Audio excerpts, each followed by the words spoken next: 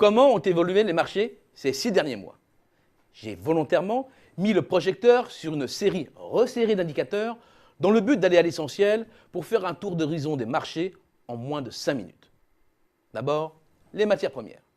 Elles ont été principalement animées au premier semestre par les évolutions très tranchées des prix des produits agricoles.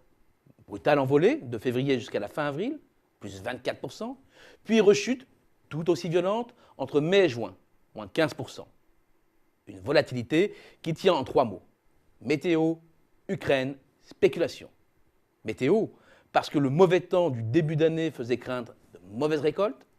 Ukraine, car avec sa situation explosive, des doutes sont apparus sur sa capacité à honorer ses contrats à l'export. De quoi alimenter la spéculation. L'éloignement de ces menaces a ensuite renversé la tendance. Maintenant, c'est le pétrole qui fait la une. Très sage depuis début janvier, autour d'une moyenne à peine supérieure à 108 $ le baril, le prix du Brent a brutalement changé de cap pour casser les 112 $. En cause, l'intensification des combats en Irak qui menacent la production du deuxième producteur de l'OPEP. Face à cette agitation, les cours des métaux sont restés sans orientation précise. C'est l'un des symptômes actuels du manque d'allant de la croissance mondiale. L'indice d'ensemble est la résultante de toutes ces forces contradictoires. Après un début d'année en hausse, la dynamique s'est stoppée début mars et les cours restent stables depuis. Passons maintenant au taux de change. Le panorama donne une bonne vision d'ensemble. Partant d'un très haut niveau, la monnaie européenne reste forte, mais un peu moins depuis peu. 2 zooms suffisent pour l'illustrer. Le premier, sur la confrontation entre l'euro et le dollar. Après avoir tutoyé le sommet des 1,40, la monnaie européenne s'est repliée vers 1,36, à la suite des mesures prises par la BCE. Mais attention, à l'effet loupe. À 1,36, l'euro reste surévalué d'environ 20% pour les producteurs français.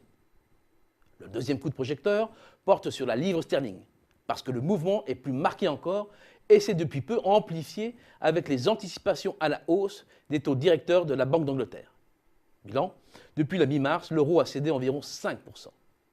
Au taux d'intérêt maintenant. Le visuel d'ensemble donne une image fidèle du mouvement général de baisse.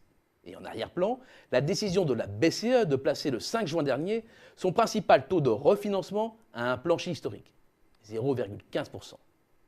2 gros plans sont quand même nécessaires. Le premier sur l'Euribor 3 mois. Sa remontée brutale, sa chute impressionnante, doivent pour beaucoup à l'effet loupe lié à l'échelle.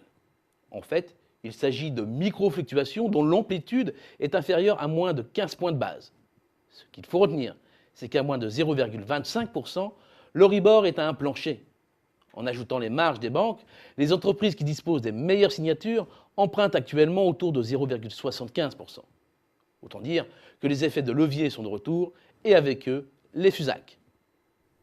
Il y a ensuite le reflux du superspread, qui est la somme des différentiels de taux d'intérêt des pays du Sud par rapport à la dette publique allemande à 10 ans.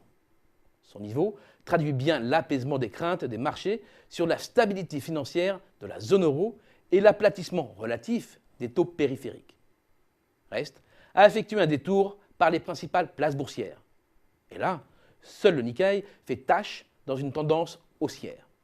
La faute au calendrier des Abenomics avec au 1er avril la hausse du taux de TVA et les craintes que cela a suscité sur ses conséquences économiques.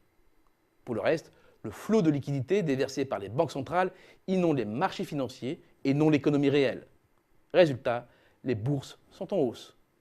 Au bilan de ces 6 premiers mois, les craintes du début d'année ne sont plus celles d'aujourd'hui. Pour les 6 prochains mois, 2 indicateurs vont être à surveiller de très près. Le premier, c'est celui du cours du pétrole, qui peut s'embraser à tout moment et mettre en péril l'embryon de reprise qui se profile. Le second, c'est celui du taux de change de l'euro, qui peut, s'il devait descendre un peu plus bas, donner un petit coup de main à l'activité en Europe.